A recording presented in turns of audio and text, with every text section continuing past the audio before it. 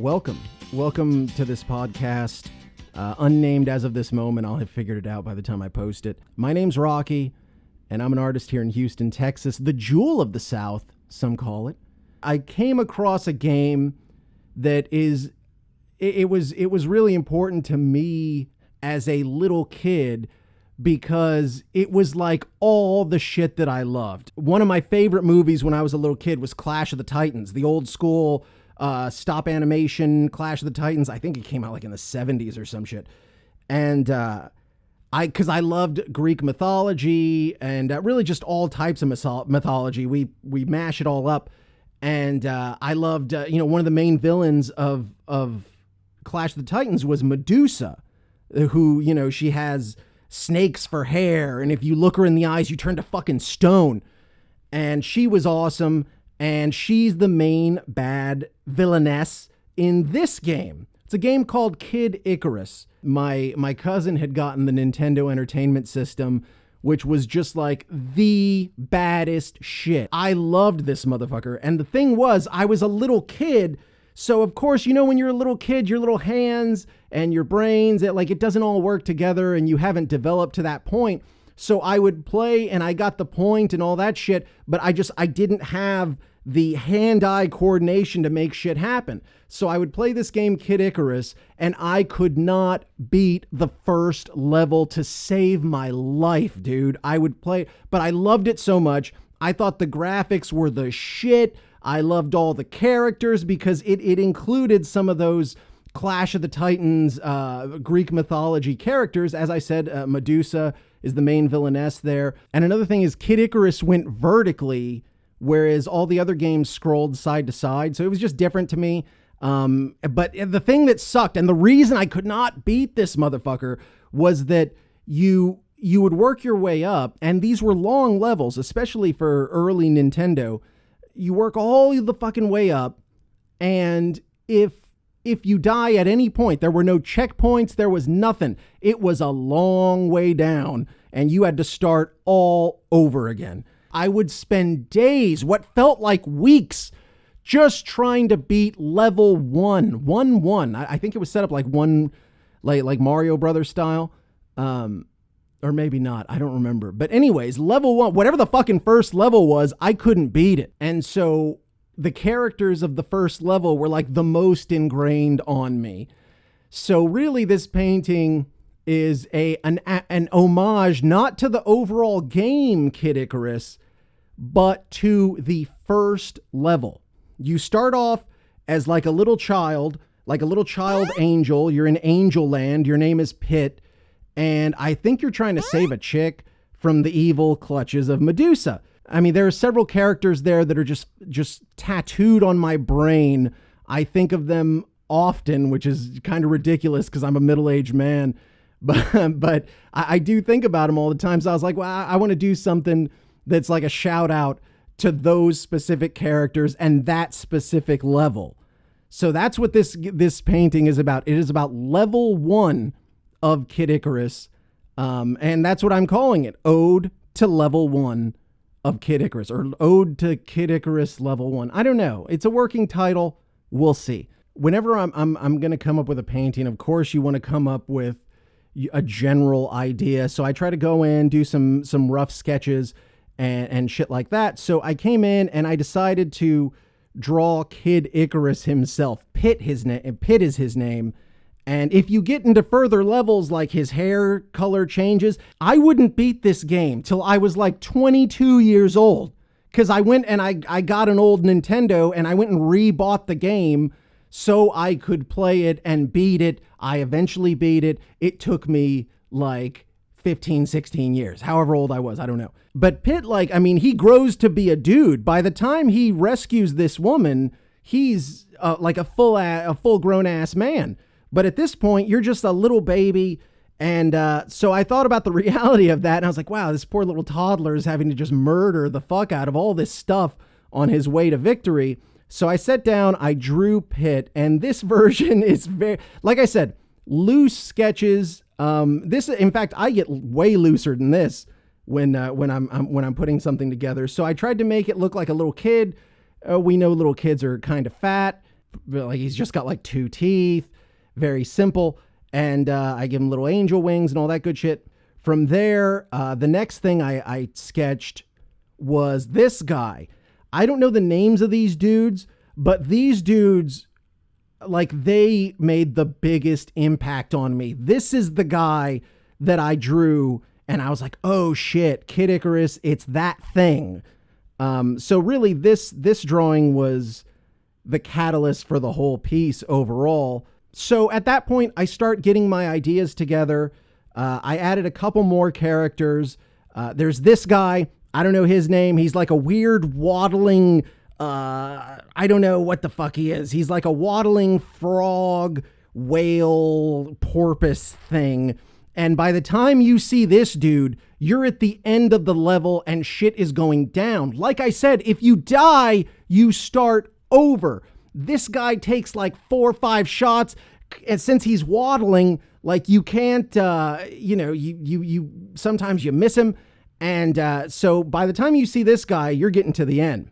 But the scariest of them all was Death herself or himself. It depends. A lot of people will say that Death is female. It's Bones. You can't tell. Death is genderless, I guess.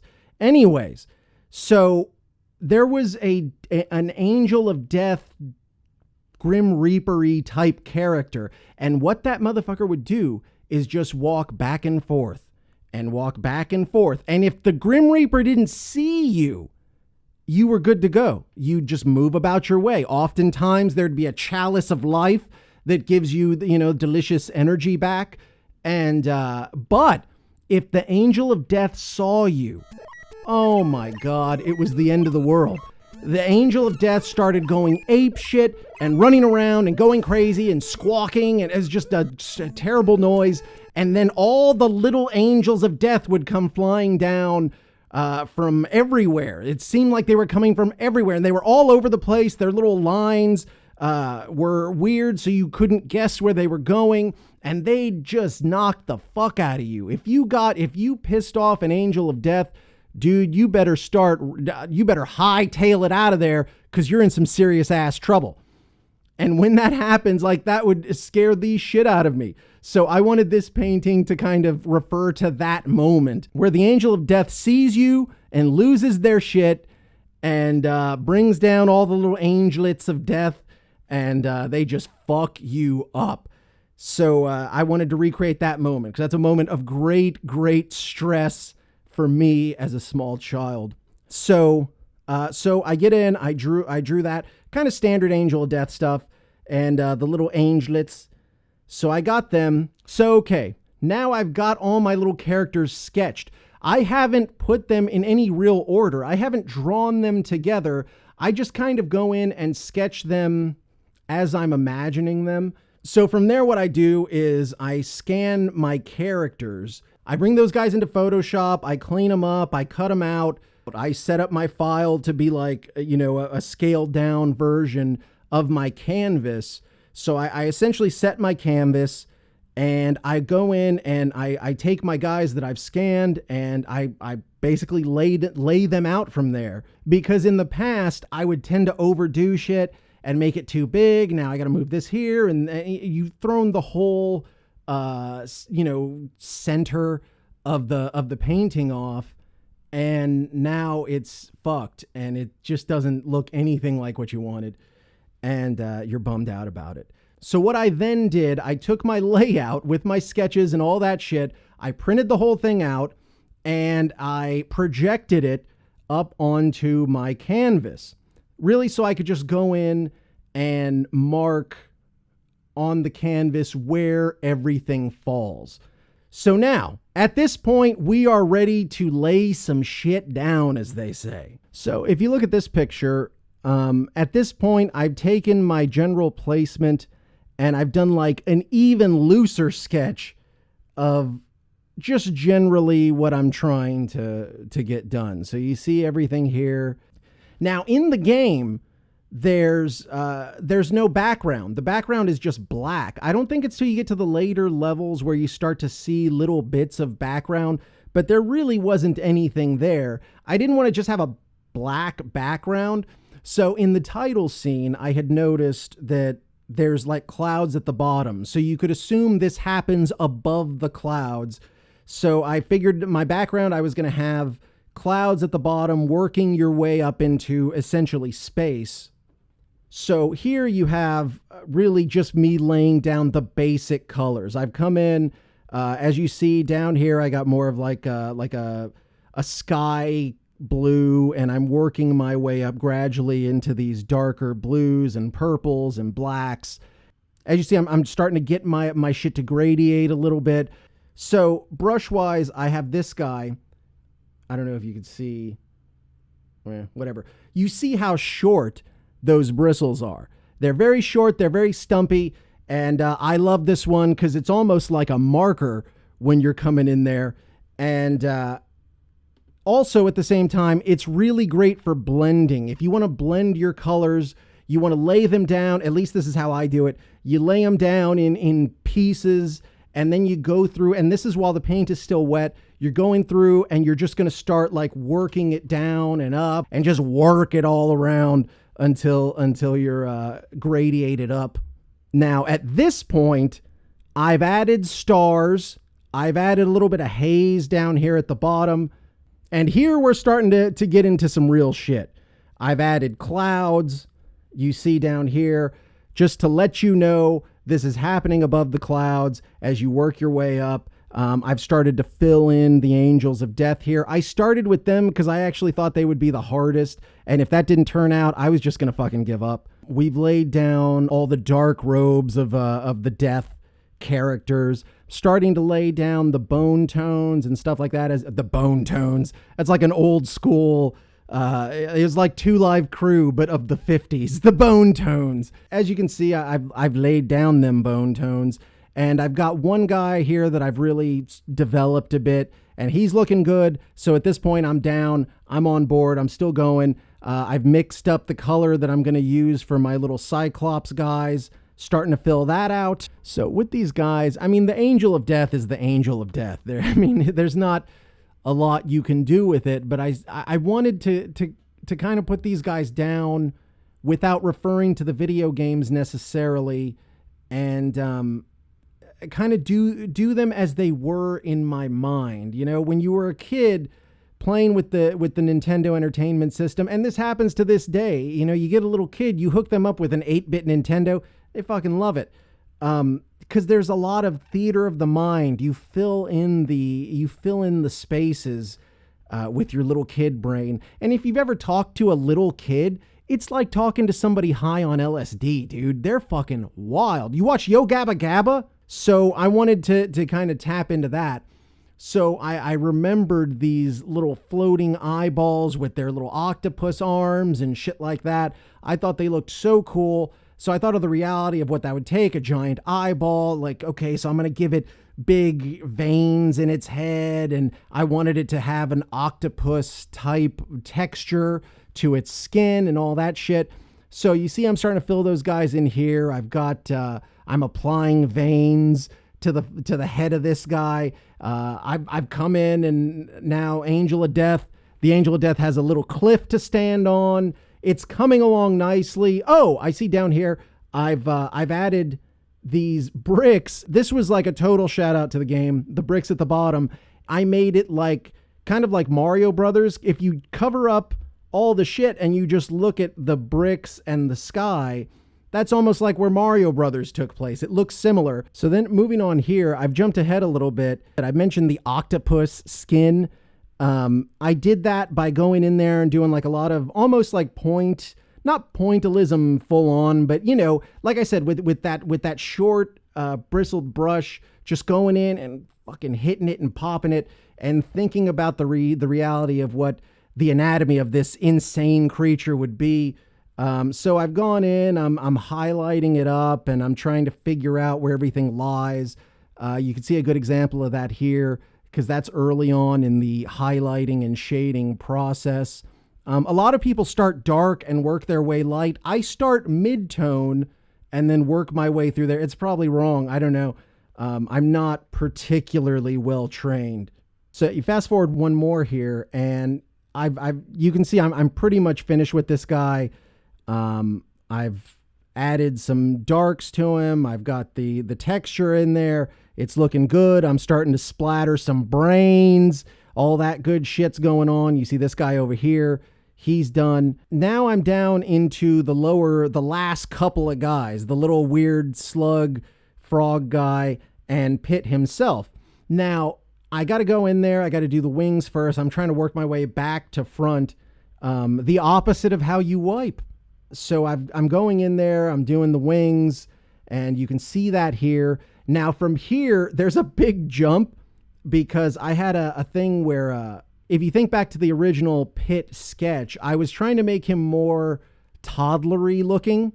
And when I actually started painting that, I painted his whole head on, and it looked just like Big Ed from 90 Day Fiancé. If y'all aren't watching 90 Day Fiancé currently, it's just basically a tiny dude with no neck and shit like that.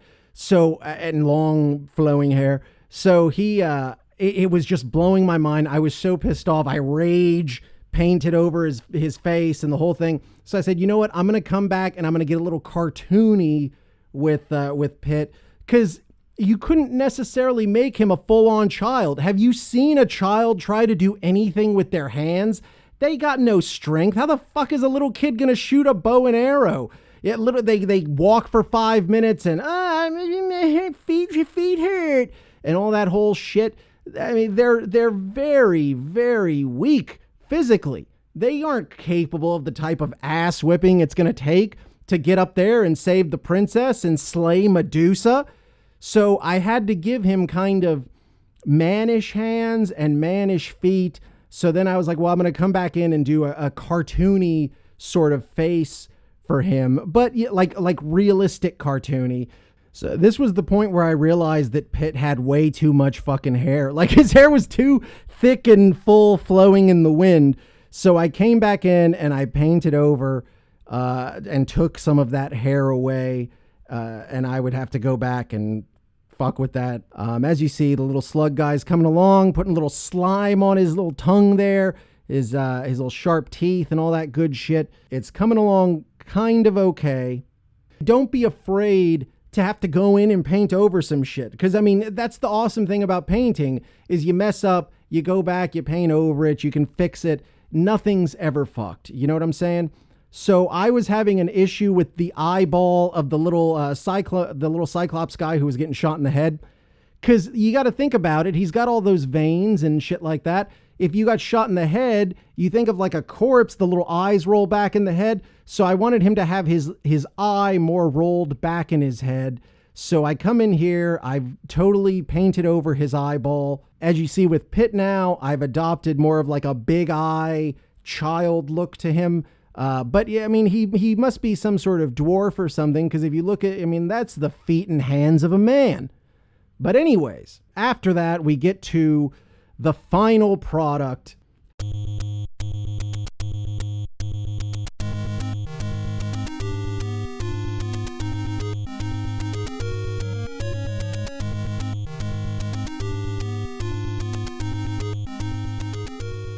In all of its glory, brains splattering all about as little Pit is fighting his way to the end of level 1. Something that I would not do for weeks and weeks. It took so much frustration, so much, in fact, probably about as long as it took me to do this goddamn painting when I think about it. And there was a lot of frustration and there were a lot of stops and starts now that I think about it. Here in the final piece, I had thoughts of doing it originally from different angles. I'm glad I did it this way, because I feel like it does reflect the game itself. I think if you looked at this and you looked at the game, you would totally recognize who's who and where it's coming from. So that's it, I guess. You know, that's the painting from beginning to end. What have we learned? You know, little kids aren't the best murderers. Children are bad at video games. Video games leave a lasting impact on your psyche. I mean, dude, this game was so incredibly creative. If you're out there, Kid Icarus creators, anyone that had anything to do with Kid Icarus, thank you so much. I mean, it had such a huge effect on me, and I can play that game to this day, and it's hard. And I was really pleased with how it came out, and really proud of the piece. So thanks for listening. Thanks for watching. And whenever I do another one of these paintings, I'll do another one of these podcasts. If you have anything, I'm open to ideas. If there's any shit you want me to think about, any angles, I was thinking to do a series, because this all kind of goes back and started with a painting I did of the Punisher. And it got me thinking about, all the shit that I loved when I was a kid, and doing kind of homage to all of those things. So I've been thinking, Ninja Turtles. I've been thinking Transformers. I've been thinking Silverhawks. Maybe you go Mask. So if you have any ideas, any suggestions, I would consider them. I'm not going to just do whatever anybody wants, unless I'm paid money. In which case I'll do whatever, because I'm a bit of a whore that way. That's capitalism, baby. But so any ideas you have, list them in comments, or you could email me, and that's it. You can check it out, and thank you so much. I'll talk to you later. Bye.